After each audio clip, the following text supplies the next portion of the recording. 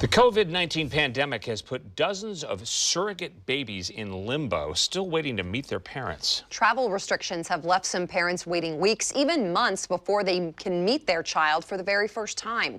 Our Fox 12's Brian McMillan has a look at how one company is dealing with these restrictions. Brian? Yeah, this is the website right here for the Egg Donor and Surrogacy Institute. They're out of Beverly Hills. They have surrogates all over the country, including right here in the Pacific Northwest. Most of their clients are from other countries, especially ones where surrogacy is illegal. But travel restrictions due to the COVID-19 pandemic has put many of these babies that are actually born in the United States in limbo, unable to meet their parents for weeks or months.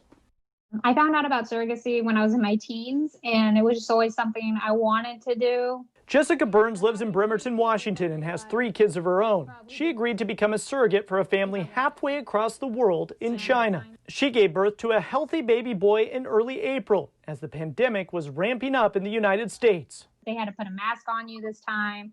I had to get my temperature taken. They took me through like this side entrance. Pre-pandemic, the family would be there for it all, but due to flight restrictions, they couldn't.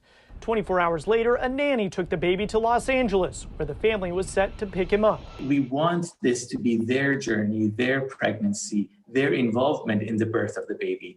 And all of those were upended by COVID. Parham Zar is the managing director of the Egg Donor and Surrogacy Institute. He says flight restrictions from China made the trek for the parents nearly impossible. Every time they booked a flight, it would get canceled due to COVID regulations, so they couldn't come. Since COVID started in the U.S., the company has had 48 births and dozens more are expected in the next few months. There are still about 12 babies in limbo waiting to meet their parents for the first time. Can you just imagine what they're going through?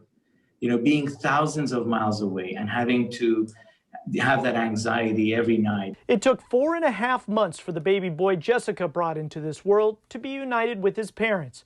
And even with all the bumps in the road, Jessica says she wants to do it again. I felt happy because I was able to give them something like that. And not a lot of people can do that. With all the good, the bad, and the ugly, at the end of the day, we're all working together to create a miracle. But this year, it's just been, you know, something else.